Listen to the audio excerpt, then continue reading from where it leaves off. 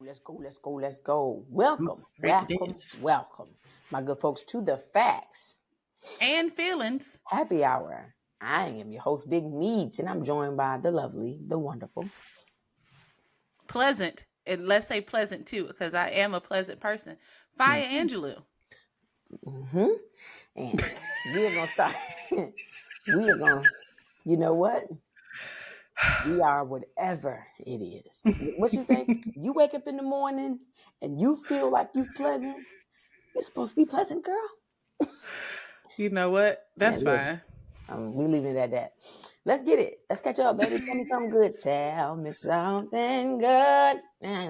You know what's good for me What's in good? this season that we're entering in? Mm-hmm. Claritin and Flonase. Listen. As I stepped outside, I saw, and as I look out of my window right now, I see just tree nut just ready to sift itself into the atmosphere. Oh, wow. And just the yellow hue of tree semen. Just the slightest slight right now. It's not to the point where you can wipe it, but just the slightest hue of yellow covering the cars. I got attacked by a bumblebee yesterday. So when we talk about what's good, medicine, Western medicine, Eastern medicine, whatever you do, for those of you who are part of my tribe, who just continuously every year, spring and fall, attacked by nature, Claritin and Flonase, then these other little drops that I got from Sprouts that you put it on your tongue or you put it in your water, and it's meant to help you fight the allergens in the Southeast. They have it by region. Wow. And I got the Southeast region drops. That's how you know. I like when they do something like that. Because how you giving me something that's for everywhere in the world? I like when they do that. Yeah. It's like treat the stuff that's getting me. Ragweed, pine. Look at it. Pine's just shaking out there. Just shaking like a salt shaker. And but anyway, so that's what's good. That's what's good out here. That's what's good in my hood. What's good with you? You just actually brought me, since we're on it, I'm just going to have to hit mine now. It was going to be my fun fact later on, but I want to share it now because you brought up the flow. Give it. I just learned via the TikTokies, as you call it, that the entire world, because when I'm doing something, you might as well go ahead and count it as the entire world, has been using, that's how I look at it, I'm a Leo, has been using nasal spray wrong. Would you believe it? Say more, maybe. When you spray the nasal spray, you should never taste it. It should never go down your throat. Yeah. Mm-hmm. Know that? Know that? I did. Yeah. That bothers me that you knew that, because then why didn't you, Well, I have chronic allergies. So there are a lot of things that I have learned. And so I just want to, just a little bit, just give me a second here. Go ahead. I want to clarify that I think what most people have is seasonal allergies, right? And so when I say I have chronic allergies, they think, oh, me and Micheal got the same thing. No. Chronic means what? Serious, dire, right? Can kill. Yes. That's what my allergies are. Like, because they all kind of go into all the systems. It bothers my nose, which bothers my lungs. So like the other day I was in the bathroom and it was so very quiet and I heard a sound and I said, is that the wind creaking the door open? And I was like, be real quiet and listen to it again. And it was my lungs wheezing ever so gently. Damn. Yeah. So, anyway, I have like my wife, when she comes in this time of year, she takes all her clothes off at the door. I take my clothes off at the door. Yeah. You cannot put those pollen clothes on the furniture because I lay my face on them. Now my face wept up and now I got hives all over. The dog, I wish I could train him to use the bathroom on the inside in the spring because he's an animal and he likes to run through the trees. So anyway, there are a lot of things, special sheets, special mattress covers, special pillowcase covers. And I take these allergy meds year round, which puts a lot of steroids in my system. That's a whole nother thing. But some things I have had to learn the hard way in order to survive. And that nasal spray thing, because I was like, long time ago, I don't like how it make my breath smell. And it tastes nasty. It's like, oh, you shouldn't be doing that, you know? So tell the people what you have learned and how they should be doing it. When you do it, because as we have done it, we usually do something like hold your head back or hold it straight. And then we do it and then it shoots back and it drips down. And we have been made to believe if it's dripping down, you can feel it. I mean, it's getting in your system. You're absolutely fucking wrong. You're wrong. You're wrong. Yeah. You should put your chin down. Cutting off that there. Give it to him. There, and then point the nasal spray. It doesn't go straight back, It goes outward to the outer parts of your nose, towards your ears is where you point that. So you got your nasal right spray. Here. I don't got no nasal spray. This would have been good to have, but you're gonna put your nasal spray this way. This is my Edge's toothbrush. Don't worry about it. You got one? Okay. You got one on you? I was looking for it, but it's in the bathroom. Go this way and yep. And then that's it. Then guess what? There is no you don't even got to do that. You got to do that. Breathe normally. Yep. Breathe normally. The anxiety that I get before I take me some nasal spray is unmatched. And it's because it's wrong. I just be like, I know it's going to come. Just cough it up. It's how it's supposed to go. It's not. It's all wrong. It probably never worked. It's not. And for added measure, if you could do your, due diligence to maybe neti pot your nose, rinse off before you take your nasal spray to clear out all the mucus, because the nasal spray is affecting your tissues in your nose, not your boogers. Give it to them. Give it to them. That. I was like, wow. They needed that information. They needed that information. I don't actually have either chronic or seasonal allergies. My seasonal allergies, choose to act up. Some seasons they do, some seasons they just don't. So that's another reason why I wouldn't know. But yeah. All right. It's helpful. It is very helpful. Yeah, y'all gotta take note of that. Moving on. I wanted to do something different today. Shout out somebody on this episode of the podcast. Shout out somebody that's just doing their thing. Doing their thing, being a good friend, or doing their thing and just doing a good thing out in the world. What's going on your side is somebody that's just like, hey, one time. Everybody who I thought to name just now are my line sisters, which are also friends. Yeah. And I was having a conversation with my wife, who is a soror, newer in the sorority than I am. And I think she went out with her line sisters last weekend. And she was just talking about how good it felt like to be with her line sisters. And then like, if somebody needed something, it was like, hey girl, just take my purse, go do this and go do that. Like just sisterhood. And if you have sisters, that might be imbued for you, right? Or if you have biological sisters, that may feel like a given. But when you have that bond with people who are not biologically tied to you, it is really special. So one person I need to shout out is my line sister, Nika. She today, as many of you know, if I haven't said it outright, my father lives in an assisted living facility and he lives with dementia. So in this facility, they can, get on a little shuttle and they take them to different stores, restaurants, or whatever. So they called me today for some reason and said, hey, we're taking your dad's group to Walmart today. Does he have some cash and can go? And so I was like, oh, well, no, he doesn't have cash. He can't keep cash because he has dementia. And I was like, and I'm not able to get up there in time to I said, what time are y'all going? They said 10. It was like 9:20 and I was on my way to the doctor appointment. So I was like, I'm not going to be able to come up there to give him any cash. And she was like, oh. So then I was like, yeah, maybe next time. And I felt bad. Like, like your child want to go on a field trip and they can't go. So I remembered one of my line sisters, Nika, said, if you ever need anything, my precinct, she's an officer, is close to the facility. If you ever need anything, just let me know. So I called her. I was like, hey, by any chance, can you take him $40 up there? I'll send it to you on Apple Pay. And she was like, I said, are you near? And she was like, no, but I can get there, probably hit the lights. You know what I mean? And I was like, you sure? And she's like, yeah, I'll do it. So easily something I didn't have to worry about because my line sister looked out.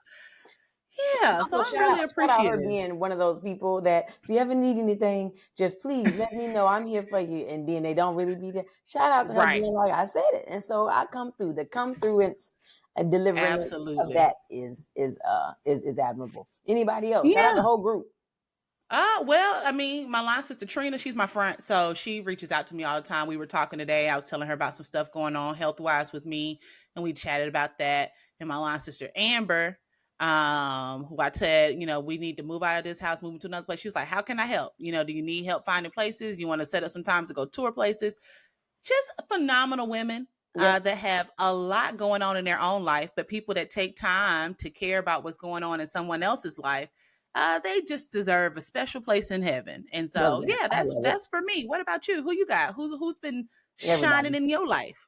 Everybody, shout out the whole crew. Obviously, the whole group chat of the Lux ladies of my good friends. Shout out I my like good those friend. ladies. You like those ladies? Those are good ladies. Shout out my Yeah. friend Diana.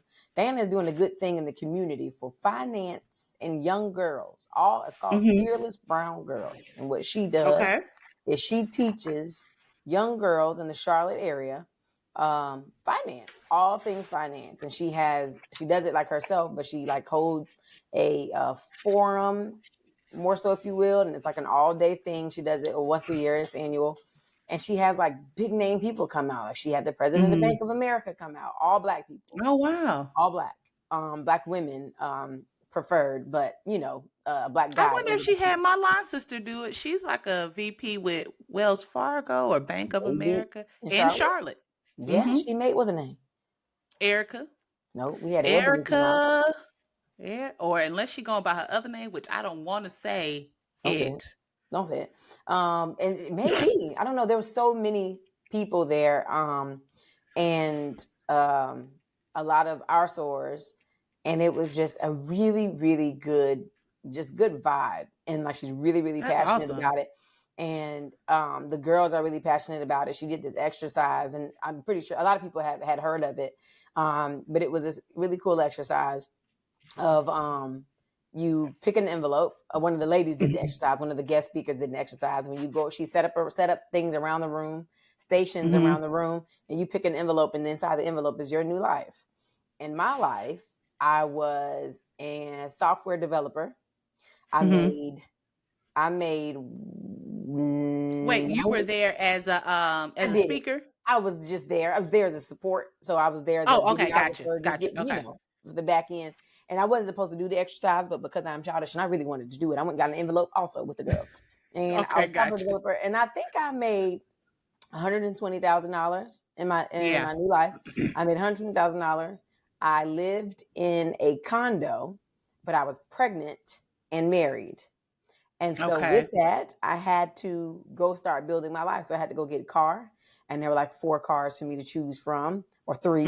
One being like a Tesla, one being like a 1990 something Honda, one being like an SUV. I had to choose a place to stay. One being like a house with a mortgage payment of like $3,000. One being the condo that I'm in, which was 1 bedroom, like that whole thing. Yeah. And it teaches you how to budget and how to prioritize. I had to pick my clothes. Either I shop at the Goodwill. I just kind of keep a basic level clothes, or I put that shit on. I had to put that shit on. And I love this. I didn't drive a Tesla, but that shit was going to be on me. Do you hear me? Trade-offs. Trade-offs. You see what I'm saying? What do you do? But it was just a great exercise. That was just one of the examples.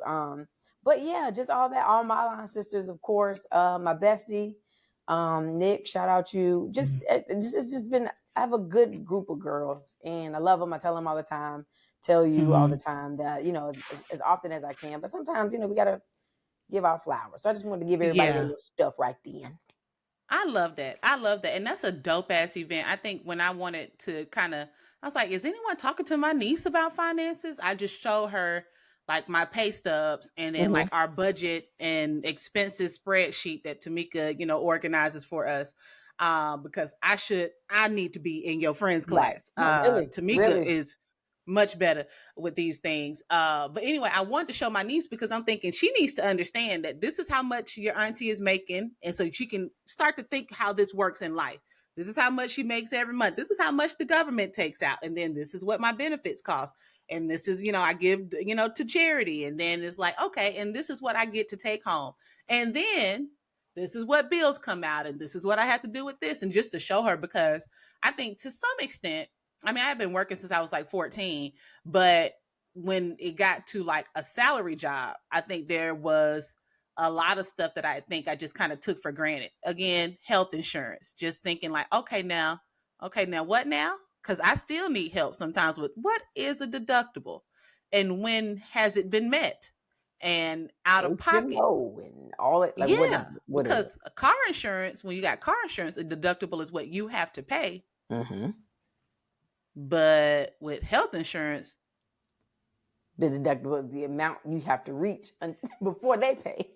the maximum amount that you pay. Yeah, but then you have the out-of-pocket expenses with the doctor. So it's like an added caveat. And again, I'm 37, and you see, I just took that long pause trying to put them pieces together. Wait, put that thumb down. That too. But wait, here's the tea. And I forgot to mention this part of the minds of young people. One of the damn envelopes just worked. Said social media influencer, didn't it? Yes, exactly what it said. But it said you're a social media influencer, and it said that your income was 100,000 followers. That's what your income was. One girl, I don't speak that language. You speak that language. Listen, it's not a language. You know what it's like to have followers. It's just you had 100,000 followers. But that's not true because you can capitalize off of that. There'll be people that will pay you. All it said was that's what you have. It didn't say what you did with it. It didn't say that you bring in this much from it. You have 100,000 followers. Another girl was a doctor. She made about $300,000, and she may have been like an anesthesiologist or something. Both of the girls opened up those letters at the same time. And the $300,000 person was like, you got 100,000 followers. All of the other girls was like, oh my God. And I looked at them, looking at me, looking at them, mind you, we all know how much followers I got. And they see it as money. I was like, you are homeless. You're homeless. You know, that was that episode of Black Mirror. That episode of Black Mirror where every time you did something, someone gave you a like right in the moment. And then if you haven't seen that? No. Okay, so now I gotta tell you. There's an episode of Black Mirror where it's like, just how Black Mirror is just a few years into the future. But everything you do is based on your social rating. So imagine we take this shit a step further. It really kind of like the meta part of what we do with social media. Like them girls are doing. The more people that like you, the more important that you are. So there were certain neighborhoods that you could only live in if you had a 3.7 rating or better. The highest was a 5. And then every interaction, someone had to react to you and give you a certain amount of stars. So imagine you go to Starbucks and you're like extra friendly and they're like, you know what? 5 stars. Or you go to Starbucks and you're just like, thank you. And you're regular, they give you 3 stars and that brings your score down. Your score indicates not only where you live, it indicates the cars that you're able to drive, where you can fly on the plane. Because again, it's like turning social capital into capital. And so there's this girl who wants to get her score up. She wants to live in this special neighborhood. She can get a discount if she has a score of a 4 or higher. But in order to do that, she has to get in cahoots with someone who already has a high score. So just so happened this high score girl asked her who was a friend with her in high school, asked her to be in her wedding. So this girl is like, this is it. I'm about to go to this wedding with all these 4s and 4.5s and 4.7s, and I'm going to get my score up. They're going to love me. Well, everything starts to go wrong. She misses her flight. Then she gets an attitude with the airport attendant. They give her a lower rating. Then because her rating's so low, she can't fly at all. She got to drive to this wedding. Then because her rating's so low, she can't drive a decent car. So the car breaks down. So of course she is late and misses the wedding, which makes her score plummet with this girl. And she ends up having to live what they call like off the grid, right? The people that just don't care about social media. And I'm like, this shit is crazy because it is exactly that. All of that is clout. Right. I want to be important. Yeah, I want to be important. So I start to hang out with influencers. Then influencers start to think that they celebrities, but they got to hang out with actual celebrities to be actually celebrities. And then celebrities just run the world. Right. What the life is like for those who are at the top to stay there. Yep. What you have to do all the time. You have exactly. And that's what you see. Everybody's being phony. Like there's one of her colleagues. And it's like everyone's being phony, but to what degree can you get away with it? Right. So one of her colleagues in this show has pissed everybody off. So he's going around trying to give everybody smoothies to make up for it. And they're like, look, he's so thirsty. Oh my God. It makes his score go down further. And so I was thinking, I think that shit really all Black Mirror episodes mess me up because I'd be like, man, fuck this shit. I want to be off the grid. I think it has drastically changed how much I post on social media, what I post on social media, because I'm like, I'm not trying to buy into this system. But what you just said, because you can see it happening in real life. Happens. Like, she was excited to open that envelope. And mind you, it was just nothing. And, you know, there was room for you to, you know, write. Like, for instance, I only made $20,000, but it said that I was married. And so I could have easily been like, all right, it didn't say, but I could have been like, oh, my spouse makes this much. And now I got this much extra income. It didn't say it, but she was just like endless. So she was crazy. Like, oh, I'm the richest person in the room. And I'm just cracking up because, like, I'm just like, wow, here I am. in real time.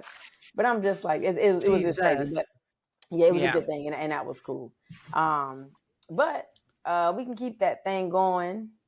Oh, shows. Let's keep it pushing. We're talking about shows. We on shows? We on shows. We on shows. Okay. Or just to put on in general, different stuff. And my first thing up is actually, I'm gonna skip that. I'm gonna talk about the TikTok ban. Did you see that? It's happening in real time. They're trying to. I think that I want to say this because I definitely understand national security and all of that good stuff, but I just think the U.S. is full of shit. I think they're full of shit. I feel like because the ultimatum being, because it's either, you know, it should be all or nothing. We don't want this here. We think it's bad, but it's unless you sell it, you know, either to us or to, you know. Well, you got to tell people what's happening. I had to do. I apologize. You guys are, so there's a current, like in real time right now, they have passed in Congress the ban of TikTok. Well, it passed in the House. It passed in the committee and then passed in the House. And now it's up for Congress right now, isn't it? Yeah, it has to go over to the Senate. I had to do a write up for my new job in Big Mama's Bosom about this. And so it passed in committee, right? The Committee of Energy and Commerce drafted it. It passed there. Like, this sounds good. Then it went over to the House. House said, sounds good to us. And now it's the Senate. Wow. So Riverside is in support of the TikTok ban. That's what we use. But yes, that's crazy. We're now in the Senate. It's now in the Senate to ban TikTok, unless the Chinese owners of TikTok pass it, because they believe that they're using TikTok to spy on Americans and retrieve sensitive American information and data. But so the bill is basically saying it's not naming it. The bill does not actually name TikTok directly, which is what's so interesting. Right. It's saying that the president could ban any social media platform that is owned, operated in a country that we consider our ops. And so China right now is our ops. And they're saying ByteDance that owns TikTok, okay, what you can do is divest and sell TikTok to some American company. Or some other company. I would not be surprised if that company was some company that has a vested interest in the U.S. and But anyway, they're saying if you divest and you sell TikTok to some other country that we are more friendly with, then we're all good. But if not, we're going to ban it. Now, what's interesting, again, the bill does not directly name TikTok, but when the people who wrote the bill are talking about it and selling it, they're talking about is TikTok. And the idea is that because this company is owned in China, that they would have to, if asked, release data on Americans to the Chinese Communist Party. Now, the company has said there's literally no evidence that something like this has ever happened. And the company is saying, if we were ever asked, we would not comply. We've never been asked, but if we were to be asked, we would not comply. Now, you might say, what data? Well, even if you don't put in hard facts about yourself in these apps, you're still showing them what you're interested in, what you like, where you go, where you hang out, your family values, your views on marriage. Everything about that is data that I guess the U.S. is concerned that they could weaponize and, number one, do what Russia did, which is influence our elections, right? Hide certain information from us, promote certain information like how they did with Trump. and start to create this narrative that could influence our elections as a form of terroristic activities. And that's their concern. But it's like really, really crazy, because I think what you're saying is definitely tied to, well, let's get this money on over to the home team. Because who's going to buy TikTok? Who, I can imagine who's going to buy it. It's probably going to be Meta. You know, like that, like again, that show on Amazon Prime that just says all these companies just start to merge, and we have Meta, X, TikTok, Facebook, and that's what we call social media now. Everything is just one big app. Yep. Something like that. It's definitely going to be like, so they can spy on us, so that America, 100% gonna happen. Like whatever you're worried about China's doing, it's like, hey, you're not going to do it. We're going to do it to our own people. Because we already know Facebook did it. We're doing it. Yep. Facebook outright was admitted to doing it and saying, so what? And then y'all still get on Facebook and be like answering those questions. Tell me what school you went to. What's your favorite food? What's your mama's name? What's your favorite number? Y'all still get on there telling them people all your information, knowing that they had the biggest cybersecurity data breach and sold your data to all these different companies. You wonder why Spam Likely is calling you every day. Yeah. Child. That's that. So if you are making your money on TikTok, it may soon come to a halt. You may need to think of an alternate. I just bought some coloring books off TikTok and that coconut mint oil pulling. Yeah. Yeah. I sent you that can at one time, but that oil pulling, they said that natural. It just came today. It just came today. This is what China don't want. Regular one. You can just get some. I know, but I didn't. You know, I've been on the fence about it the whole time. Like, I'm gonna get me some coconut oil. I'm gonna pull it through my teeth, and I was like, oh, just. Oh wow, it's great for you. It's good for your teeth. You do it all the time. I do. Is that you have to do that when you? Because I've been nervous about what it was gonna taste like. Now I thought this was gonna be like a leave-in conditioner I was squirting in my mouth, but it's kind of liquidy. You know what I mean? Like coconut oil. Like I was thinking it was gonna be like loose coconut oil, but this is liquidy. Yeah, it all gets maybe because it was hot. Coconut oil, it's regular coconut oil, so it's solid. And then I just scoop whatever out, put it in there, and of course it becomes liquid as you pull it, and then you just spit it out. Oh, okay. All right. Well, TikTok shop got me with that, so I hope this don't happen, because TikTok has changed my life for the better. I think I will say it has. From the perspective of what I wrote for work, that the idea is that a lot of people are using TikTok, like me, as their primary source of information. Now, I, of course, know how to suss out what's real and what's not. Right. Their concern is that people don't, but it has now, for some people, replaced Google as like, if I want to know like best restaurants to go to in Charlotte, I'm gonna go on TikTok before I go on Google. It's better. But then also when there are current events that are happening, like what's going on with the genocide over in Israel and Palestine, is that you can get user sourced information. I'm not having to get it from Fox that's filtered through their lens, or MSNBC that's filtered through their lens.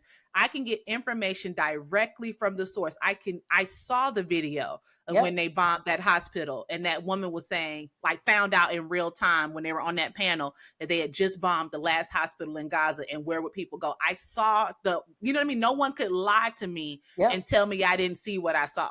And so I think exactly. So the idea is that, what are they really trying to do? I'm sure it got some kind of capitalistic gain, and they want to prevent us from having access to some level of information. Imagine what we talked about a few episodes ago. The shit pop off. The world is collapsing, and they could stop covering that shit on the news. They can fill the news with pandas having babies in this zoo and all kinds of happy-go-lucky shit, because they don't want the world to tear asunder. And if you can't rely on Twitter anymore because Elon Musk is doing whatever the fuck he doing with it, and now they taking TikTok and it's owned by Facebook, I have said it before, there are many things I used to post on Facebook that didn't get any impressions because Facebook suppressed it. So anyway. Yeah, no, it's the truth, and more than anything, that is probably what you should take away from that. If you feel like, oh, they're just blah blah blah, but just imagine how much real time information you get, and that that they're trying to make it seem like no, they're spying on this. Ain't nobody spying on you. You want the control of stuff. You want to spy on us. I think that's getting heavier, like, because they've been talking about that gossip but the footage and the live information of what's happening with this war in Palestine is real, and I don't think they like that too much. So at all. Yeah. What you got? Well, you had Love and Clay at the altar. I did. Tonight debuts the reunion. And so if you watch Love is Blind, it was only 2 marriages. Okay. You should be caught up. If you watch the show, you watch by now. Yeah. So there were only 2 weddings that we saw take place. Clay, NAD, and the other 2 people. I really don't know their name. Brittany. Is her name? No. Yes, it Jessica. Is. Her name Brittany. Her name Brit. There were 2 Brittany's on the show. One of them went to the altar. Okay, the Brittany that went to the altar, yeah, Hispanic Brit, HB, and Matthew McConaughey, and so Matthew McConaughey and congratulations to them. Go ahead. Now, you said I was in the cranky mood, and one more of these fucking screen emojis pop up, I am gonna lose it. Anyway, keep my fingers to myself right now. Here, look at my hands. Oh, don't give it to him. All right, so Matthew McConaughey and HB, Hispanic Brittany, they said yes at the altar. That girl did not look the same without makeup as she does with makeup. She does a hell of a job contouring herself, and I said, who is that lady on the screen? But none of that really matters. Yes. Beautiful. Let me not downplay. Beautiful story of what 2 families coming together can look like. Right? The dad said, I have another daughter, referring to Matthew McConaughey's sister, right? Just really blending cultures. It looked like something out of a rom-com, like the new father of the bride that had that Hispanic and Latino twist. Okay, congratulations to them. Now, let's get to the motherfucking bullshit. Come on. Because AD and Clay, spoiler alert, AD said yes, Clay said no. But first Clay said, okay, body. And that was gross. And then she was like, you see the material? And so what I learned from this wedding is that AD is from the hood though. Like really, really, really from the hood though. And because her dress let me know so. Because baby girl might as well have had on a body. You got a body, you got a body. I had a roommate freshman year in college. I had a roommate freshman year that had an amazing body. And it don't matter what she wore. That ass was going to get attention. Jeans, shorts, dress, skirt. It was going to be there. So I don't want to hypersexualize AD in that way. But that dress did not, and I think most women, and I'm not even into like wedding culture, would agree that wasn't what most people would consider wedding formal. Maybe she wasn't going for that because it was outside. You could do whatever. I don't know. Her body looked damn good though. Her body looked damn good. And she walked down that aisle by herself, might I add, which was sad because we know her dad passed. But I thought her and Clay had talked about maybe one of her brothers walking her down the aisle. And I just, me as a person that has lost a parent, I thought, oh, she shouldn't have to stand there by herself. So I'm imposing, I'm projecting. Like, oh, I bet she's so lonely and so sad. Me and my wife, when we got married, we walked up together. I said, I ain't walking nowhere by myself because what I'm going to do with my hands? We are walking together. But that was a real conversation. But yeah, and Clay's daddy came there speaking in the parables that men over the age of 47 just start to speak in. Why do y'all entertain this? Again, as someone in a lesbian marriage, I cannot. When that man said, when you think about how high you can jump, you leap, and there you are. He was saying shit like the water. Clay, you got to be like the water. The water always going to be there. It evaporate, but just like you, it come back. What are the fuck you talking about? And he did that for about 12 minutes of that episode, just talking in loops about a damn nothing, about how he beat Clay in a race once. All for Clay. I think he was, I forget what it is called. What is was it a poem from the Alphas? from the Alpha I poem. think Yeah, it was the Alpha poem, the man that can't. I was just like, sir, are you really trying to drop this like on camera in random he's not parables? heavy. He's my brother. Black as the pit from Poet. Shut. Okay, Come on, don't this get not what this man needs. Don't do it, Vic. This I'm crying. But no, really, it really was, and it was just the nerve of you. So yeah, that was, but keep going. Clay said no. Clay said no. Clay said No, no. wait, no, He no, got he up there. did say no. He said, But before that, he me. looked at Yeah. looked at Clay at AD's mom, and she's sitting there crying her eyes out. He looked at AD's mom, and she was like, "You look so good." And then he was like, "Do I look like a husband?" She was like, "Yeah, you do." Why would you ask that? Because he's a menace. Let me He tell you is something. a menace. He grabbed Amy's hands, as you would at the altar that you're excited to be at. And she's looking at him and she's smiling. He smiled back and was like, only to tell her ass no. Somebody posted that meme and I will be using it. It says, if I'm like this, I'm about to tell your ass no. If you see me, hey, but did you see that TikTok? No. Did you see that? Did you see that TikTok where he mouthed no to her? No. So it was very subtle. I don't know if I liked it or what. I might have to find it. But it was like as the pastor was about to ask, so they do their opening speeches. I can't remember what the parts of a wedding are called from when I did it, but they do their individual, not vows, but just the open. They just, on the show, they got to do that. It's been a journey, whatever. Yeah. And then the pastor there's a word for it, but when they're about to do the vows, like, all right, now, and the pastor's talking. And it's like, now you all are about to exchange your vows. And Clay ever so subtly says, no. Like that. And AD was like, Clay, you've been my rock in a weary land.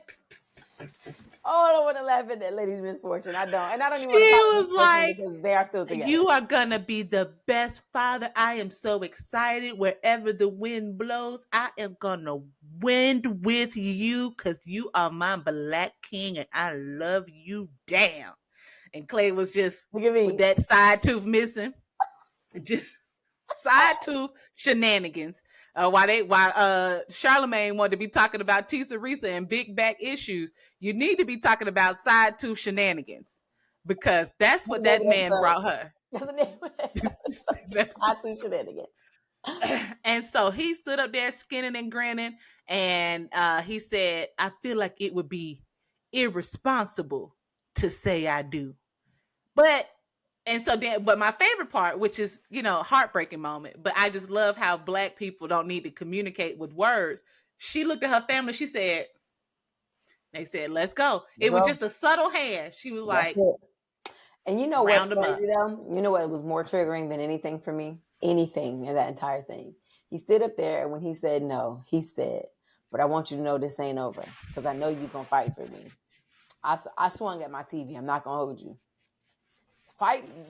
Can you fight Don't for get me? me Will started. you fight for me? Fight. That shit has a very triggering place on me because how are you joining a show to be married only to say I'm not ready to be married, but I'm also not going to leave you with your peace. I'm just going to, fuck around some more. I came here to just kind of find somebody to rock. And it is crazy. And they are still... It was the comeback. It was the comeback to the, you think I should go see, you think I should go to talk to her? But after he had talked all that shit, finances are big to me. I don't understand her finances. What the fuck that mean? What don't you understand about her finances? If you don't understand, what he who does not know can know through learning. Just learn it. And get your daddy to give you a parable about that shit. And then he was like, can I say that I'm absolutely in love with her? No, I can't. And whatever. But then he was like, should I go talk to her? Then at the closing credits, I think people missed this. He was like, I feel like I made a mistake. Maybe I shouldn't have done that. I feel like I just blew this all up. And he was like, I just gaslighting. Yeah, but when he's in there hugging her, kissing her, I don't want to leave, but I gotta go right now. Look back, I was like, oh, what a terrible actor you are. To look back, he was like, I mean, one part he actually seemed convincing because his voice went from doing that phony thing he'd been doing the whole show to being, I think, what would be his real voice. And he was like, you think we done? Like, I'm still here with you. How? You knew you had to sign off on paperwork. I'm certain you did that this experience was going to end with us walking down the aisle and us saying yes. Yeah, it is. And you said no. You said no. So here we go. They all got some shit. It is a show. I feel like there's a level. Do you think they still together? Yeah, 100%. Because I did see. They watched the show together. They are still together. And that's AD's business. You know, that's whatever. And that's why I said there's every show. It's a reality show at the end of the day, and there's a level to everything. Clout. There was rumors had, or even it was found that even what's his name, Trevor, was in a active relationship, and the entire time that he was on the show was like, girl, I watched those videos. Yeah, in between the breaks, like, I'm going to marry you. They just brought out this person, like, actively texting his person. So, you know, it definitely drowns out the purposes of the show or whatever. But let's talk about the meat and potatoes, the real thing, the beautiful moment that became of that episode, aside from Clay. Give it to us. And his bullshit. Clay's mother. If y'all do watch the show, of course, you know how repeatedly Clay talks about his father being a piece of shit and how it gives him terrifying fears that he's going to cheat because it's beyond his control. And that mom addressed that thing with that father in real time. And it just brought so much to light. About a few things to light. One of them being that it don't matter what happens. I truly feel like women are in control of situations that no longer be, right? They're gone, they're separated, they moved on with their lives. And he took every opportunity to try to kiki and flirt with that mama. And it was just like, child, she had to nicely be like, yeah, it's not, this ain't that. This ain't that, and it ain't gonna be that. Right? No. And it's just like, give her enough respect after you know what you did. Like, why are you still smiling in this lady's face? So she removed herself. I don't know if y'all caught that or not, but there was a night where he tried to, get somebody like you. She moved herself to the other side of the table as if to say, she sure did. This isn't that. This ain't that. And you're respectful because we're here to support, our son, but no. And, she called him out on it. He'll be better if he just gets somebody like you. What was the line she gave? Go ahead. Drop it. She said, and you correct me if I'm wrong. She said, yes, you had me, but you didn't treat me right, or you did me wrong. What did she say? What did she say? You had me, but you didn't treat me well.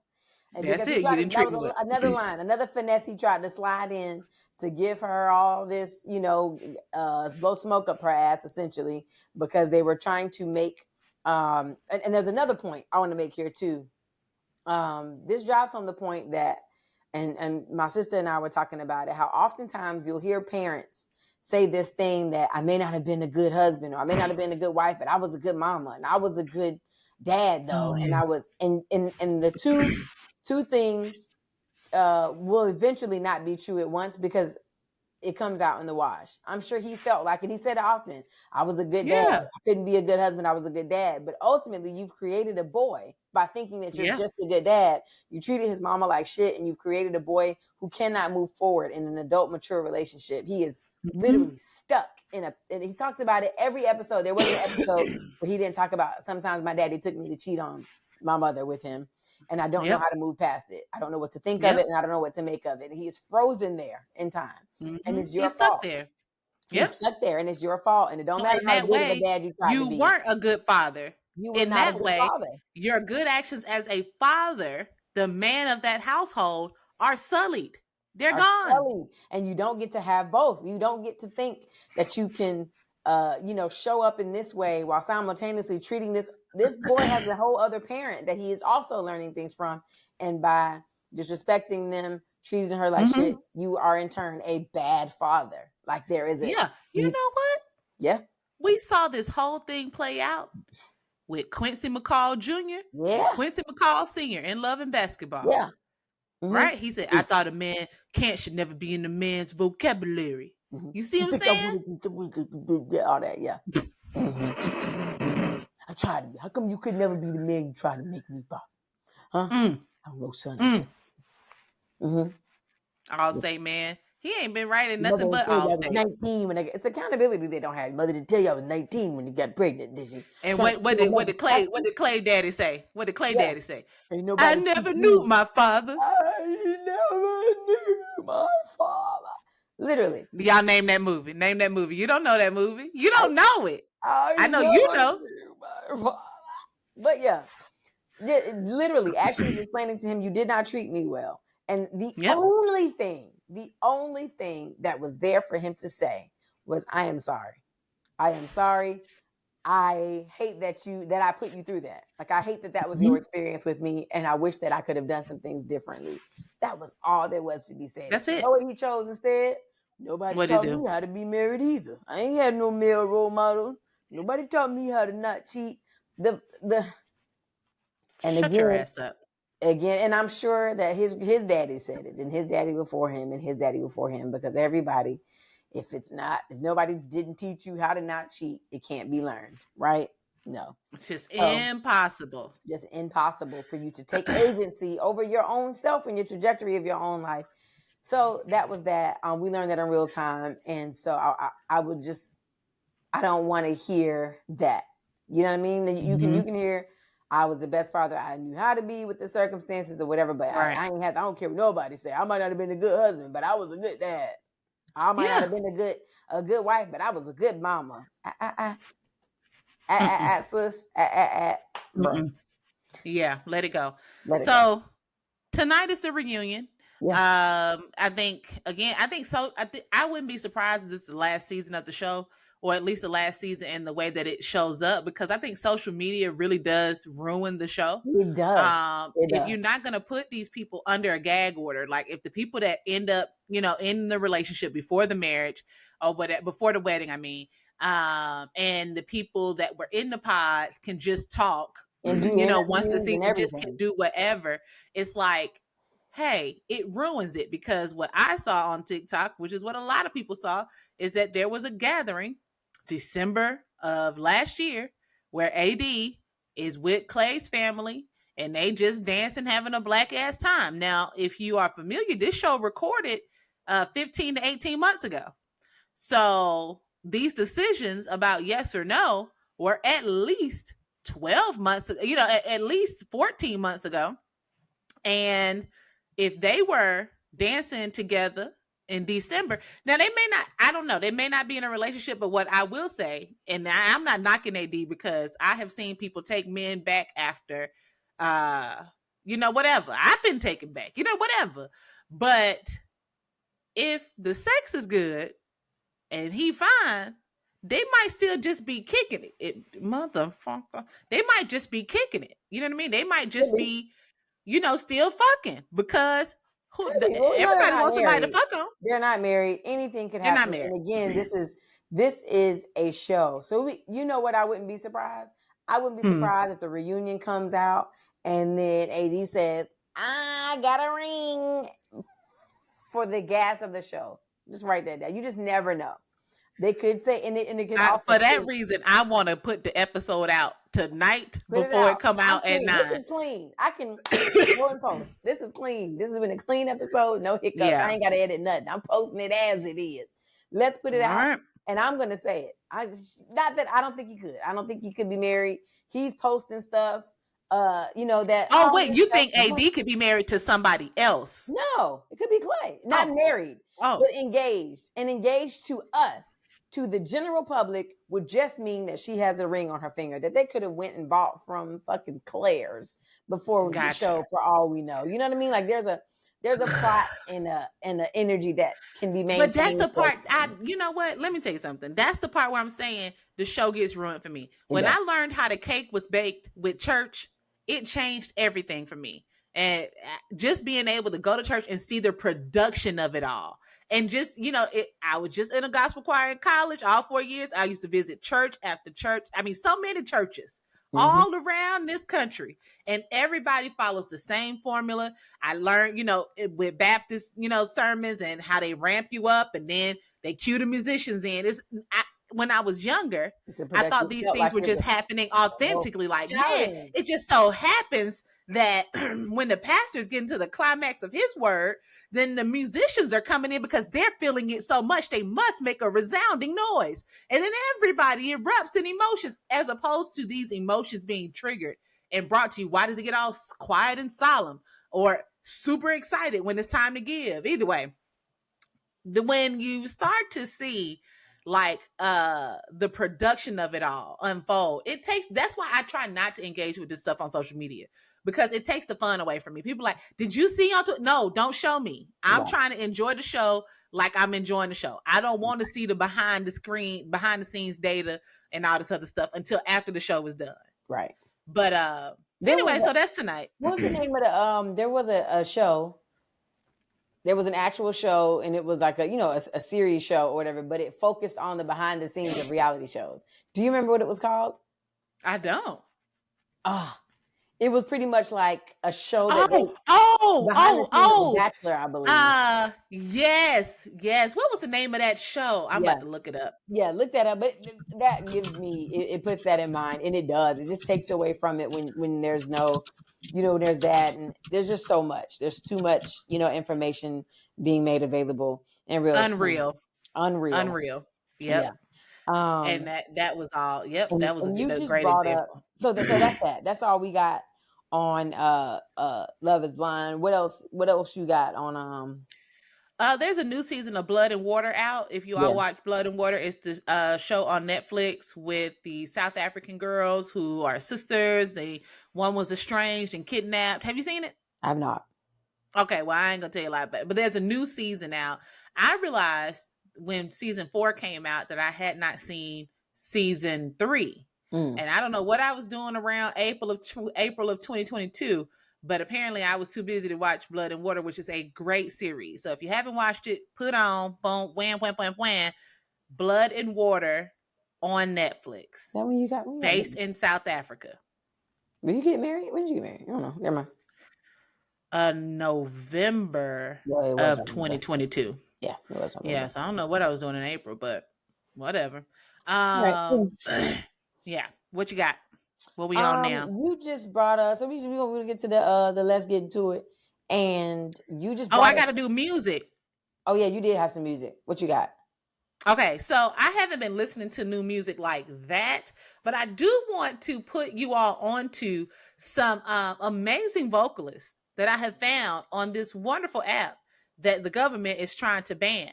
And what I want to do is I want to play a clip of like a portion of these artists, and I want you to close your eyes, and I want you to tell me what environment you picture like would be ideal for the type of singing that you're hearing. Like, what do you? Yeah. All right, let's go. So I'm gonna play the song, and then I want you to just tell me what's the vibe that you got. Okay, like where are you? What is the room? Close my eyes now. No, you don't have to do it right now. I'm getting the screen now. Let me know, because I'll be in here off my sleep. Okay, close your eyes now. Okay, you ready? So everybody, you are here looking at my TikTok. Let's blow this up here. Yeah.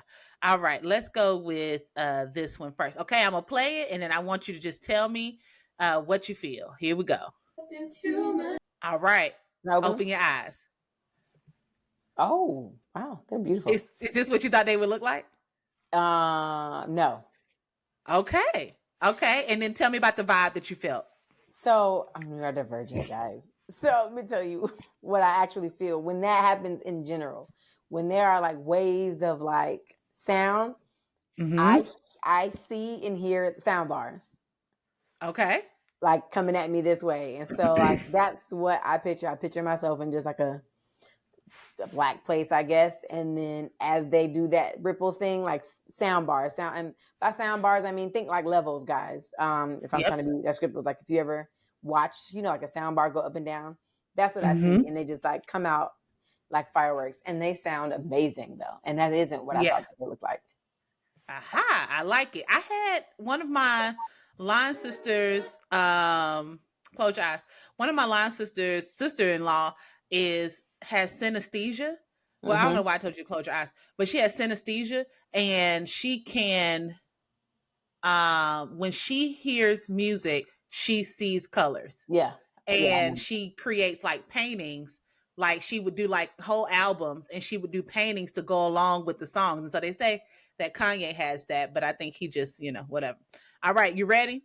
Yeah. For context, also, I pictured those girls when my eyes were closed, and I saw them looking like teeny boppers, like Ariana Grande. Not white. I don't know if Ariana Grande is white or not, but not white, but just not that either.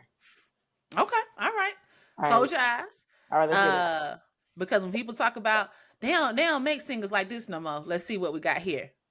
All right. Where you at? What's the vibe? I'm going to try to describe what that person looks like. And two things are happening. Okay.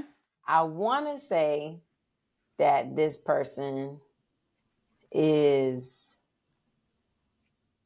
I want to feel like this person is like a young Black guy with like an old soul vibe.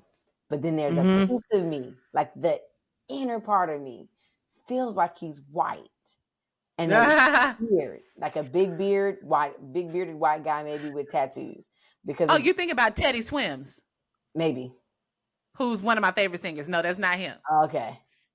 Yeah, but Teddy Swims is amazing. I was right with the first time. Younger Black You were guy. right. Okay. You were right. But since you bring up Teddy, I think I got to bring him in here because I love this man. Yeah, and I like Teddy Swims also. Let's see. Don't you know? Yep. And listen when these other guys come in. I know this. I heard this one. That's good. Oh, let me get this harmony. That's good. I got chills. All right, let's see. I'm going to probably do two more. Pollen kicking my butt. All right, close your eyes. Yep. Let's see here where I want to go. All right, I'm going to go here. Eyes closed. Mm-hmm. All right. Hell no. Okay, so I can hear that they're white. Okay. It's how can you hear that? I feel like I gotta ask that. How can you hear that they're white? I know what white sounds like. Okay, because they definitely just had a cat walk across the screen, and that that's why I say hell no. And it's also let me tell you what gave away that they're white. Play it again. Heart. They said heart away, in which Black people don't say it. Oh, okay. Okay. And I was just like, they're white. But yeah, it took me a minute. I made a face, and it may have been, I don't know, off-putting to somebody watching me with my eyes closed, but I didn't know that there was two people at first. And so in the beginning, I was like, so when the man came in. Yeah. I was like, what's she doing with a boy? All right, one more. All right, one more. Let's see. I got to make this one good. I got to make it good.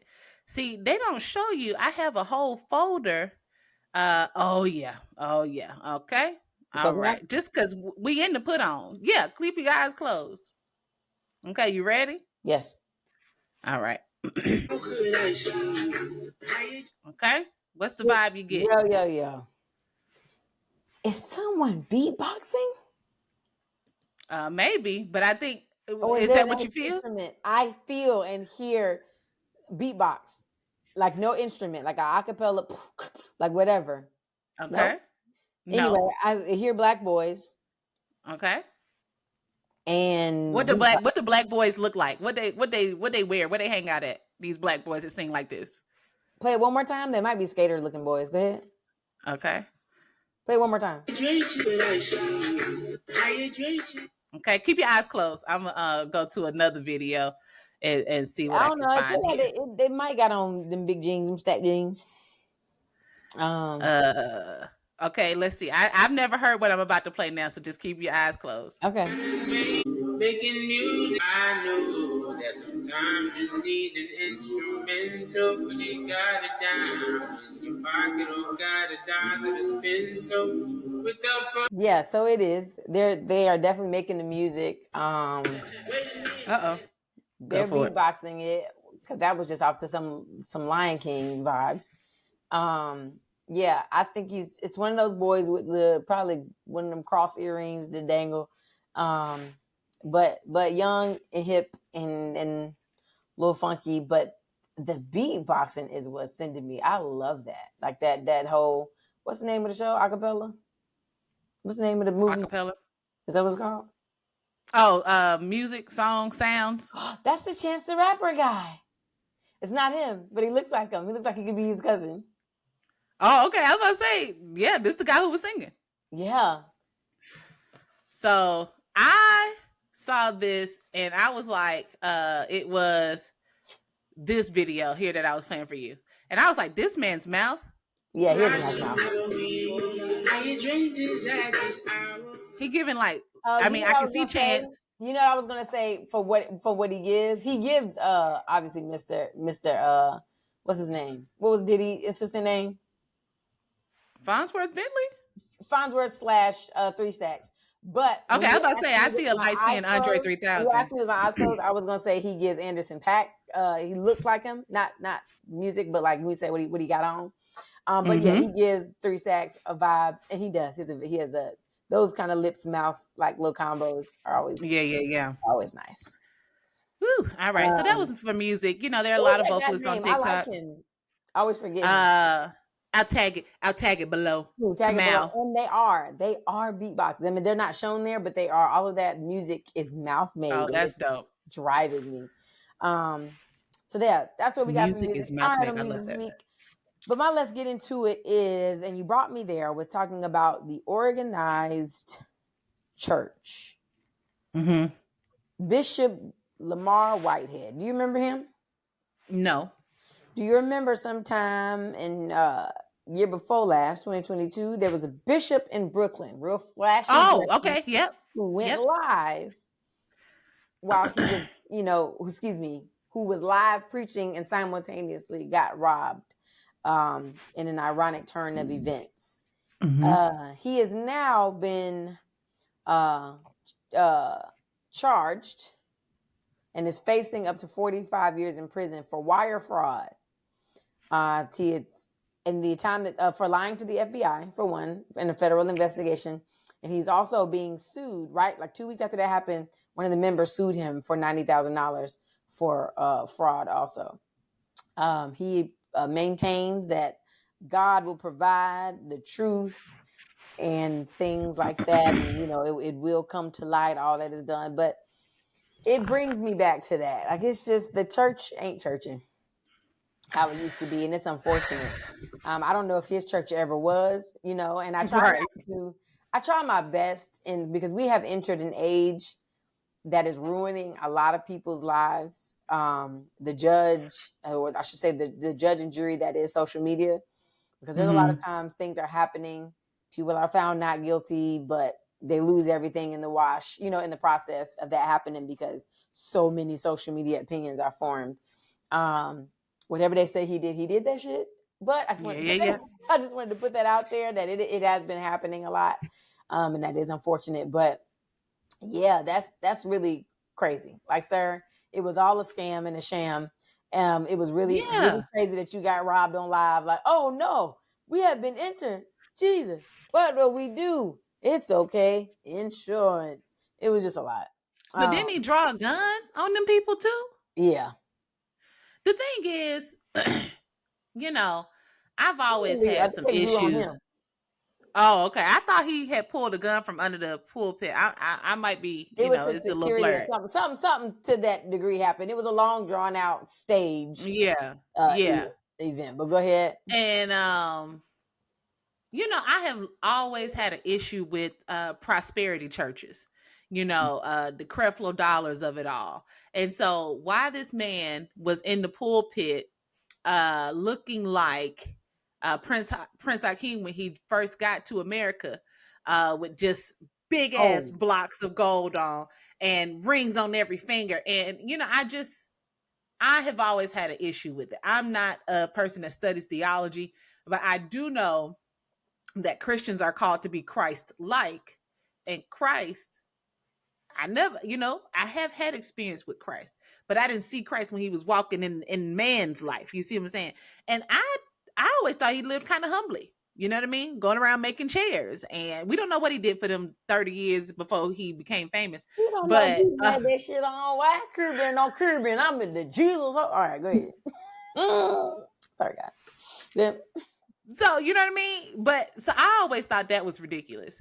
And so when this stuff happens, it's like, okay, man, again, it's making it hard. And I used to really, for a long time into my adulthood, enjoy church. Yeah.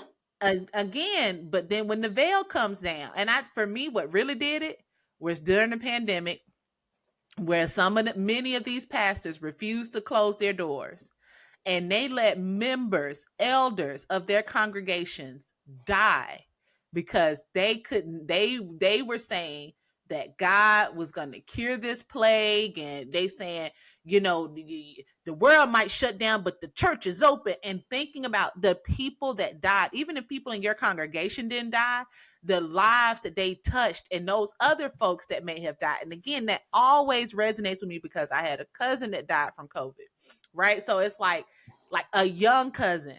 And so it's like, when I started to see that, I was like, oh, these people are more, just like when we saw with the return to office, these people are more concerned with maintaining the maintenance of this building and capitalism than they are protecting their flock. Faith and works. The CDC was working.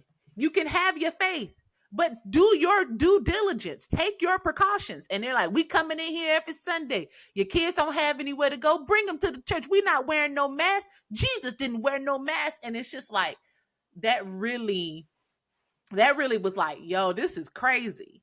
Like, Unless you know that it wasn't about that, because a lot of the churches that did that didn't have the wherewithal or, technology resources to just do it online. Because if it's really about, like, we want to give you and deliver you the word by any means, because those churches, the mega churches that were already set up like that, it was a given. Because we can get that money either way. We got the link. Here, your tithes and offering. We got the link. Coming straight out of your check. You did the direct deposit. Yep. Like, it's not even a thing. Click the link below. This offering time. Great. It was, but again, it could have been the same things. I don't know if they would have had that same energy. Should there have been an internet outage also? Who knows? But the churches that was, even my own grandma, where's your mask? Whatever. God, that mask ain't, God got me, baby, and blah, blah, blah. And I was like, Grandma, COVID gonna have your ass if you keep playing. Be going in the church, and we the Spirit of the Lord. We got you, and it was just like, yo, again, faith without works. Like, come on, that's fine. We can believe that. We can believe that the cure is coming. We can believe that those that were sick will be healed by His stripes. But what we not gonna do is send Sister Odine in there. You know what I mean? And then you got all these scamming ass pastors. This man you talking about, Lamar Whitehead, and I don't know. I struggle with. I don't know if pastors should be perfect. I don't think anybody's perfect. They're not God. We're not asking them to be Christ. Course. But what you can do is not be a whoremonger. Yeah. You might slip up and curse, you know what I mean, at the basketball game with your homeboys, or you might have a rude day in terms of customer service. But to repeatedly, what's that man's name? John something. To repeatedly cheat on your wife. Or when pastors be, doing funny shit with the money, and I don't know. And my grandfather was a pastor. My grandmother obviously was a first lady. All of my aunts and uncles PKs and stuff like that. So I have a high reverence for ministers of the cloth. I just appreciate and respect the ones that take that responsibility seriously. Yeah. That seek to atone when they mess up. You know what I mean? But it's just so many. Are people really called now, or do people see that like a clout thing? I don't know, because there was a time where, like, it was, and it's almost a thing of, like, most of it's a little bit different. It used to be a thing of, I was called and I didn't want to be. You know what I mean? Like, this is something I was called to do, and it was running from it more over than, like, pick me. You know what I mean? Like, right. I want you to see that I was called. It's just different almost. It was almost just like, you know what I mean? Like, it's just, I don't know, not to say that you shouldn't be excited to serve, in your calling, if that is it, but it just felt different. Like, it felt more authentic, that the reverence, as you said. Or did it feel authentic to us because those people weren't our age? Because think about this now, right? I'm almost 40, and I have a couple friends that I went to college with that were I wouldn't say they're friends. Let me take that back. I know a couple of people that I went to school with that were big whores in college, big time whores, and now they are ministers of the cloth, and it's bothering me. But it's like a lot of pastors have that story. Was I was living in the world and I got my life together. But maybe it's because I saw you in the world. Like you know what I mean? I don't know. But it feels like, so the difference, and maybe that's the point I'm trying to make, is that there's a difference between I was in the world. I was out here just like everybody else. And I was called away from it. Like I was, it's a good time to turn up, to drink, to listen to whatever music or whatever. It was a good time. And I was called to put all of it down. So it's almost just like something like this isn't necessarily something that's favored upon, to have to stop going to these places and have a good time. Who don't love a good day party? Who don't love these things? Rather than the new pastors who's like, you can do those things and it's just like, I just don't know. Like God is, you think God ain't in this day party? I'm here, covered in the, you know what I mean? God drunk I just don't know. I'm going to have, you know what I mean? It's just like, or not. I don't know. I don't know. Pastor. Right? You That's know, the part. I'm a cuss because I'm cussing and it's who I am. And if you want to be, it's just like, that's the part to me that gets it. I would rather you have been like, yeah, I was. I ain't gonna lie. Like I was out here. I was knocking these hoes down. And then I was called away from it because it just wasn't it. And now I don't live that way. As opposed to, but here we are. So let me ask you this, because this is where my mind went. Is it fair that we have an issue with these pastors who are saying, I'm gonna be my own kind of preacher, right? Like I know traditionally it's done like this, but it don't have to be that way. And we're saying, I don't know. And then we're the same people who are saying, well, yeah, the Bible says that homosexuality is wrong, but I'm gonna still be a Christian and I think I'm gonna get into heaven and I'm gay. You know what I mean? Like they kind of like the way that, a lot of people, what the church will say is you can't pick and choose how, the word, which parts of the Bible you're going to adhere to. But I just, I'm not trying to say I'm on the side of that, because I do recognize and know that the Bible was fabricated and heavily influenced by the Roman and Italian church and Catholicism, and the 13 books were chosen carefully and things were omitted and things were added that weren't in the original text and things like that. But they're creating their own form of what they call ministry. And I guess I'm in some ways creating my own form of Christianity. Correct. Like based on my understanding. Mm-hmm. But I guess the difference is I'm not leading flocks of people. I'm not asking people to follow me. You took it from me. I had to talk my way through it. And I think that that's it. And I think, and I also think that there's nothing wrong with that either. Like he might be the worst example, but when he first started out, I saw what Kirk Franklin was trying to do. You know what I mean? It's just like, not that he's a pastor or reverend, whatever, but it's like, hey, he is though. He's Reverend Kirk Franklin. I didn't know that. Pastor Kirk Franklin. Okay, I didn't know that. But yeah, whatever. If it's just like, first of all, let me not be neurodivergent, but that white people singing, lately I've been going through. Please tell me you've seen the white people singing Stomp. Please. I haven't. Oh my God. Is it on TikTok? I'm about to look it up right now. Find it as I look. And it is terrible and share it. But wait, and why you do that? Singing Stomp. White choir singing Stomp. It's disgusting. But yeah, I can see you being like, hey, we're going to do this with a twist. Because there's a difference also between I am a bishop of whatever cloth and being like, I'm a motivational speaker or I'm a Christian, whatever. Because you can also be like, hey, I want to get a message out to people that this is it. But then it's different when it's just like, I also want to model myself in the, oh my God, that first one, please drop that on us. This one? Yep. Very first one. Please, please, please, please. Okay, hold on, stop. No, I just no. But Demetria, is that lady cognitively delayed? Push play and don't say nothing else. Does she have a delay? No. I don't want to laugh. No, nobody's delayed. Is she deficient? All white people are cognitively delayed. Push play. Oh, hold on. I clicked on the wrong one. Yeah, I know you did. Why is that lady talking like that? She got a little accent. She's trying to be black also. Ethnic. Put your hands together. Jesus, your love is so amazing. That's enough. Cut it off. And I should correct myself in saying that she's trying to be black. She's trying to imitate Kirkland Franklin. Hold on, I want to see the reaction. Did she say That's you a true better girl bust from them here. hands together? Better put them hands together, because you got to sound But like no, that. did she say you better bust them hands Put them together? hands together and act like you know up in here. Okay. Why is she talking? Why? Staying up in here is really hard when that's not your default. You know what I'm saying? Why any of it? Why the Sopranos dominating that quiet? Lately I've been going through. But it's that. It's lately I. Yeah. Yes. Lately I've been going. Oh man. Why did that happen? Because white people would ruin fucking Saturday morning cartoons if they could. Like they Why ruined aren't there more everything. comments on this one? I need to see some comments, man. We got to keep it going. Why you be mesmerized by the things that are white?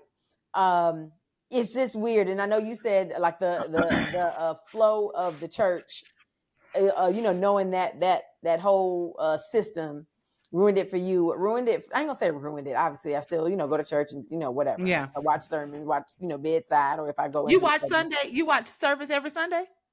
I try to. Yeah. Well, I'll tell you. Whoa. Every single Sunday, I was attending the Potter's house. Okay, that's fine. You was getting the word every Sunday. Yeah, and then I said that to say that I'm searching different church homes because there was also a conundrum there. I think my boy good though, to be honest. I think. Oh, swallow. Yeah, he been swallowed. I don't know why. I don't know what that sermon is, but it was said that as far as him and that Diddy madness is concerned, is that he, again, they said that he'd been at a couple of day events, like gospel brunches type shit that turned into some shit later, and it's just like, don't put me in that. You know how it go. Okay. But maybe like wherever he was at, wherever it is. Again, I don't know. People are people. I don't care what anybody say. Like it's pastors in there that preach a good word, and it's just like, man, I felt it, and they deliver the feeling, and maybe they go home and they're not so nice to their wives, or they have bad, like you said, bad attitude. It's just like, I don't know, like it's people still, and I think it's God being used, people being used as a vessel or whatever. And so when you're anointed, it's not supposed to be like that. But to me, it's the same thing as like, a therapist not having, their own mental issues. Like, oh, yeah, therapist, and the nerve of you. The shit don't work like that. It just doesn't work that way. You know what I mean? And it's just like they're amazing at their jobs. If you hear them, it's just like, wow, how could you possibly struggle with this? Or like, you can't have depression. You're a therapist. So it's like it doesn't work that way. And so, but like you said, it's different when you're actively doing some shit like cheating, like repetitively. Like you cannot lead a flock of people and preach them one thing.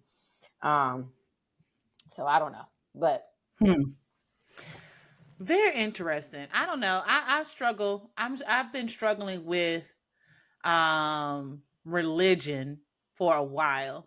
I think if I had to choose, maybe you can. Can you not? Like maybe can I not what? It is my job. Like maybe we're wrong. Like maybe it is. Maybe we're, like you said, we've been taught to think that by default. And I think that the word does say you should aim to be Christ-like. But maybe the job of a pastor is to lead people closer to God by teaching them through the book of, whatever book you choose. And if you can do that and go home and get drunk, as long as you ain't drunk when you're preaching.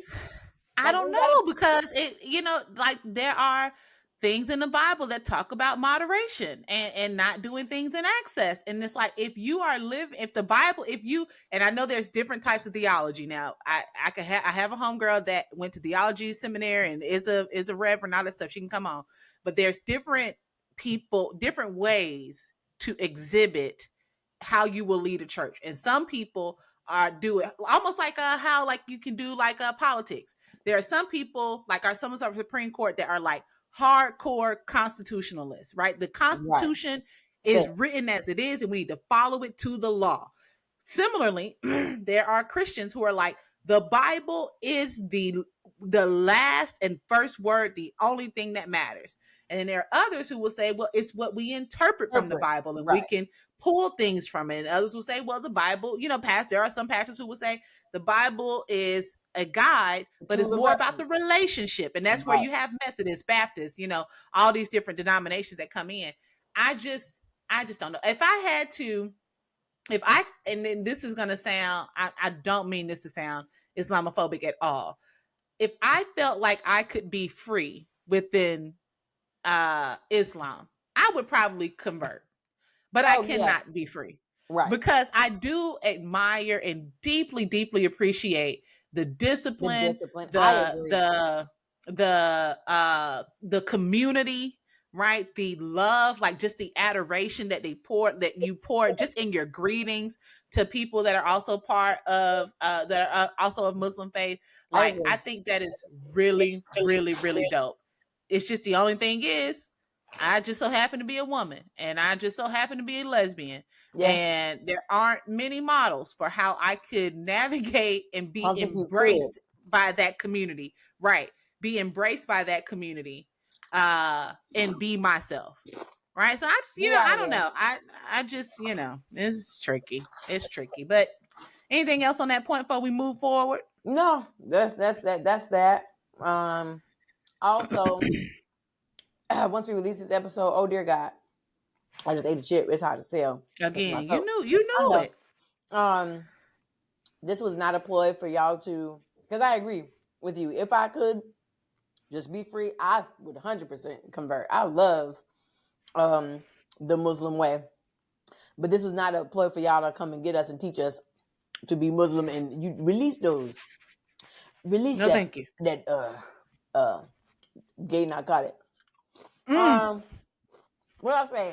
Oh, next up, stepdaddy homeboy. Drea Micheal, and I put drama in the thing, is who is that? Who's Drea Micheal? A past, was she a basketball wife? Or so she was on? Oh, okay. Then everybody says she's so fine, but I think she kind of like an alien, like her nose not big enough. It's something weird, but keep going. It's possible that's what you're talking about, but yes. And she has recently, Gloria's sister, gotten pregnant. Yeah. Okay. Excuse me. She's gotten pregnant by Jalen Green. Jalen Green is 22 years old, an NBA Rockets player. Drea is 41. Do a little quick math here. 41 minus 22. And so then you borrow that 1, you do, and that becomes 3. That's 11. You bring down that 9. Then 3 minus 2. 19 years his senior. Huh. And let me just make sure. She may be older than that. But celebrities don't care about pedophilia and stuff. Celebrities, we don't count celebrities in pedophilia and grooming conversations, right? They get to do whatever they want to do. And she's pregnant by him, and as if that's not enough, Drea also has a son that is 22. She has a son that's 22. Same age as the gentleman that she is now pregnant by, and it's concerning. And there are a lot of women in the comments doing that thing of, if she were a man, it would blah, blah, as if they're both not equally wrong. And it's just like, it's disturbing. I do worry for the child. He's not a child, but her son. Her child. It's her child, but she don't feel it that way. Who knows? But imagine having a the baby that she pregnant with. No, bitch. Her oldest son is the same age as the she fucking. I worry for my guy, because it's just like, imagine your boy coming in like, hey, cool. I know they weren't friends, but still, I know I could be your dog. But go give me something to drink. Cause I'm in this motherfucker now. Like, they have made whole movie comedy plot skits around what you're doing. It's a running joke. Right. It's a running joke. I'm the same age, knocking down your mama, you know, and it's just crazy. It's crazy for her to even pretend like, you know what, it's our business, you know, blah, blah, blah, blah. It is. It's whatever. It's their business. I do wonder where his mama is, where Jalen Green's mother is. And I'm just like, And I would love to have a conversation with her. But I mean, anybody with common sense, if we were to have a conversation with her, she would say this some bullshit and it's ridiculous. the mama, of course, we know. Yeah. And, it's obvious what incentive Jalen has in this. And some might say it's obviously Drea because she got this basketball player. Jalen has, I don't know. She's Drea.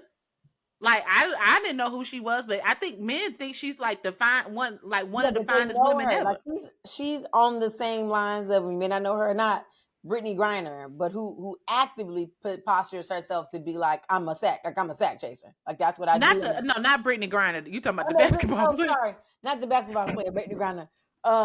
Brittany Rayner. Yeah, that girl. I be saying Reiner. That's why, not Brittany Griner. I'm crying. Well, I don't know about Brittany Griner, tone low, shorty. But yeah, Brittany Rayner, who postures herself to be like, that's what I do. Like if these niggas, and Drea outwardly says it too, because that girl. No, okay, but the men know to act accordingly.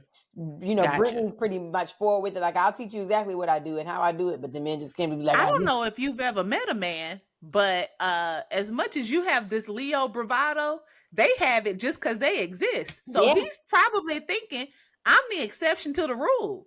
Like, I'm that nigga. What's his name? Jalen Hurts. What's his name?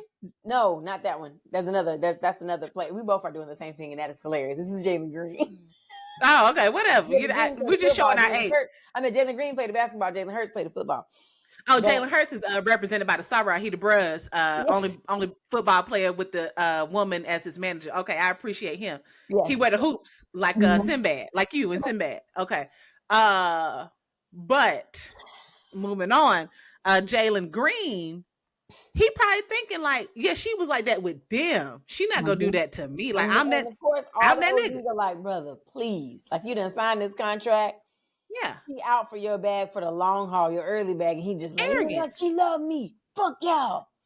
Arrogance. But if I'm being what my good mother mentor would teach me to do, which is I am a human being, therefore any human can't be alien to me. So let me try to put myself in Drea's shoes and just try to offer some compassion. I'm having a hard time. I'm looking for it. What would she get from this other than young dick? And that's nasty. Just phrasing it that way.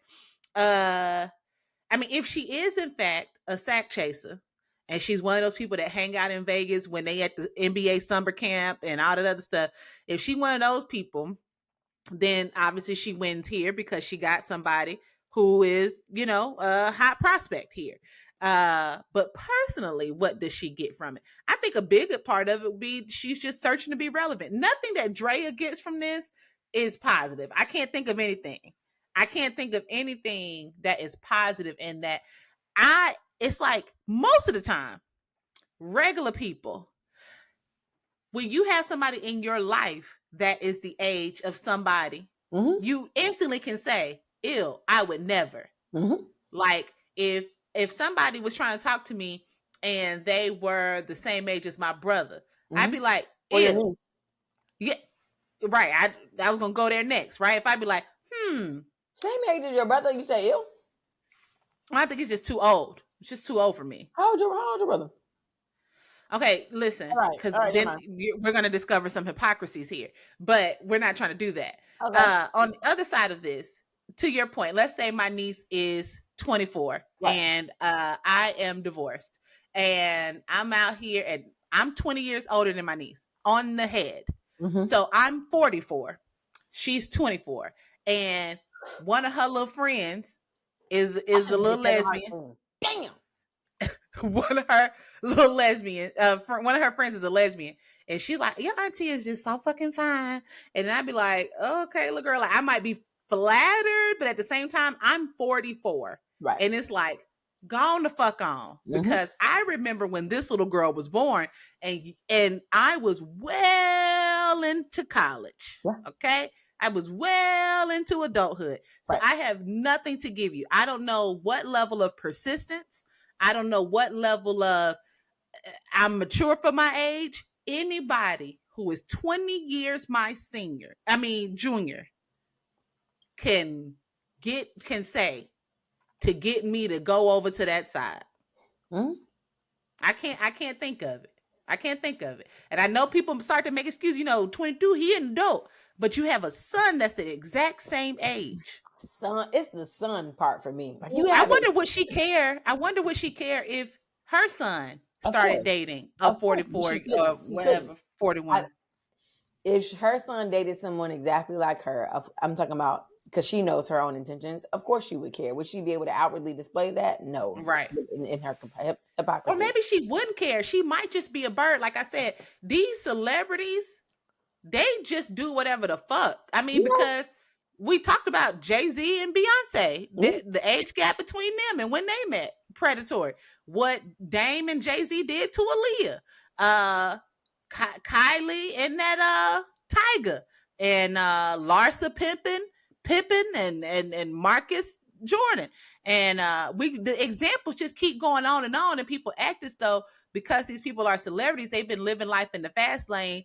Like, also, let's just take it a step younger. Bow Wow and B2K and them talking about how 40, 38-year-old women were at their concerts. Like, boy, I teach you something. I'm going to drag this long pussy across your face. What you doing? Yo, I got homeboys who have told me that they have like knocked down older women. And the funny thing about age is that, like you said, that the hypocrisy and who's doing what and at what age. Because for a while, it would be like, oh my God. But if Jalen was 50 and Drea was like 70, 75, it would be him we're looking at. Right? It would be like that man, that young boy, that lady, like that young man with Cher. Young man with Cher. Chris, let me see what their age difference is. Huh? They let me tell you something. I'm not talking about my last topic. I'm gonna have to. I do want to Cher's boyfriend. I'm not gonna talk about my last topic. We can close out with this because I don't know how we transition from this to the most serious topic. But Cher's boyfriend age, okay, and she's 77, and her boyfriend is 40 years younger than her. He is 37. Now he's well grown, but she's near death. Right. Damn. He knows, but she's happy. And so and nobody cares. Nobody's like, Cher, you nasty dog. They like Cher. Well, I think no, the outrage is always in the beginning and then it go away. And then people just forget about it. But it is, but again, after a while, it becomes, because of that man is of a certain age, you know what I mean? Like, it's not like she's influencing him. Like, that nigga know. Mm-hmm. He knows. It's Cher. You know that bitch is 70. When you slide up in that cat, it's 70 cat. I'm talking about, do you believe? Like, that was, Cher was, with Michael, a young Michael. You know, he liked that shit. He just like, Cher, do that shit you was doing while he, Cher, like, down that motherfucker. Listen. She can't. That's what I'm saying. She's 77. I am 38. Man, I stretch. I'll be 38, man, in June. But I stretch every morning and night. And like not because I just like Cher stretch. No. Listen to me. I don't have Cher money. So Cher might be pumping herself with collagen and shit. But what I'm telling you is you keep on living, baby. When you get to the ripe old age I'm at now, as much as you jump around and be lifting them weights and all that stuff, your body still starts to remind you, hey, we've been here some time. We've been here. Gravity is doing its thing. You fight it as much as you want. All I know is Cher is missionary only. Nah. She is not. I don't believe she it. ain't. I don't care what you say. You think that man hitting Cher from the back so she can fracture her hip? Flat foot riding that dick. You're nuts. You're nuts. You're nuts. You are insane. Yeah, we're putting. Don't let's see what you are confused about is how these celebrities can afford to look when they leave the house. But when she go back in the house, she look like that lady from Game of Thrones when she take off that necklace. And I don't care what you say to me. That's for sure what that lady look like outside that makeup. Them cheekbones ain't sitting up like that. That's contour. He's not slow stroking Cher all the time. I'm telling you, he not. He's not fucking Cher. All right. That much. All right. Now, is she gumming him down? For sure. Because them teeth ain't in there. They probably ain't her teeth. She might got some snap ins. That's what I'm saying. She take them out so she can gum it down. She got enough money for them to be implants. She not sliding them shits out at night. She also did hard drugs for a long time. Hard drugs take them teeth right on now. Ask somebody's mama that are in her mouth are hers. I'm just saying that they're not dentures in the way that they slide out. They lock in. They snap. Okay. You mean snap, but don't snap out. But don't snap out. Like they're. I thought you said she snap them out at night. Okay. Wow, snapping all your teeth out at night to have metal is crazy. That's what dentures do. You just take them out and then you just got gums there. Yeah, but I'm sorry. Are dentures they like snap in? I thought they just some of them like fix it and slide in. No. Some of them kind of like a retainer. There's a word for it, but I can't think of it. But there's a partial. That's what it's called. A partial denture. Yeah, I know is that. like a retainer. And so it's let's say none of these teeth that you got.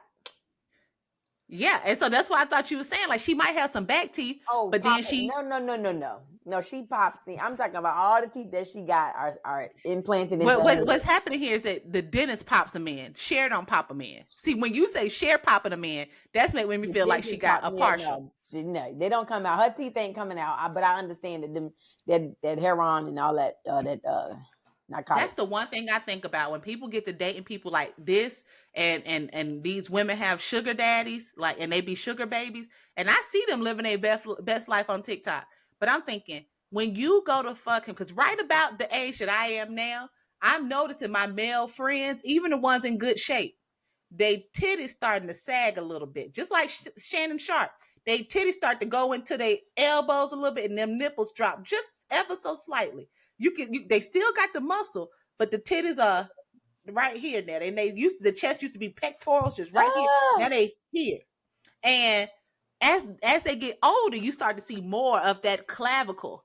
And then they start to hunch over. And then they like, hey, baby. And then now you gotta fuck that man. Because his dick still get hard because they done made Viagra. His dick still get hard. And you gotta fuck that old man. And maybe don't take long, but you still gotta do it. Probably not for long. But you still gotta do it. And what if he like to get fully naked with you? Yeah. And you see him just puttering to the bathroom with his saggy ass. Oh God. Anyway, I'm being ageist, but I just thought it was always cool to age with somebody together so you start to love yourself, how your body look at that age, and you love how they look at that age, and they look just like teenage them to you. You know what I mean? Yeah. But when this right here, you see what I'm saying? Like at some point, I'm the worst motherfucker too. I say some shit like, ugh. Let me tell you something. Now again, where I said the hypocrisy is, I'm 7 years older than my wife. Oh, y'all can be ashamed of yourself. Okay. And we joke about like, hey, at some point, you might have to hold my hand a little tighter when we're going down the stairs. At some point, I got arthritis in my ankles right now. You stop holding down and you got to like hold somebody's hand up. Come on. And she like, come on, you got it, baby. Come on down. You got it. You got it. I got it. And then look, and then we still gonna be talking shit. She be like, yo, old ass can't hardly walk. Then shut your ass up. Now I bet you like this life we done created with my old ass salary or whatever. But it's just like we talk about that. So I can imagine, and I'm like, hey, I'm probably, maybe, we don't know, not probably is not the right word. But I may pass before you. If things go how life is supposed to go, I'm 7 years older than you. We got to get you prepared. You know what I mean? Yeah. And it's like, share. And that's just 7 years. And again, to your point, depending on where you are in life, this 7 years won't matter as much when I'm 64 and she's 57. Right? that don't, it's like, oh, okay, you know, whatever. No, ain't nobody blinking twice about that. But if I had met her when she was 18 and I was 25, Ugh. ill. Big Right? ill. Now we met when she was 25 and I was 32. And it's like, people like, hey, Shell, why you like him so young? And then they probably was asking her like, man, you got your old cougar, huh? So what she a doctor? Dang, she's already done with education. Wow, we just finished. That's crazy. You know what I mean? But celebrities, again, we let them do whatever the fuck they want to do. They can do whatever. They can start. When Drake was talking to Millie Bobby Brown, and everybody act like they didn't see that happening. That was wild. That was nasty. That girl was 12 and 13 years old, and they were exchanging I love yous. But Drake's still out here, hotline blinging, and ain't nobody saying nothing. So thank y'all so much for listening. I promise on the next episode, I'm gonna take a serious dive into this topic that has really been right there on the tip of my mind. But as we are overtime already, we're gonna get on up out of here. And you said you want to get this out today. This is gonna be hot, fresh, and ready. Hot, fresh, and ready. It's coming out. Just put out an episode on Monday. I ain't touching it. I ain't touching it. Let's go. Tell these people where they can find us. On social media, okay? Fiya Angelou, and look for me. All right. You can find me everywhere you do your thing. Maybe not so much on TikTok here coming shortly, but you can bet you be now at Micheal Davis. Yeah, you know, you've been watching. We do our thing. And we love y'all. We appreciate y'all. See this here shortly. You hanging up on me? So the one thing I need, we still recording?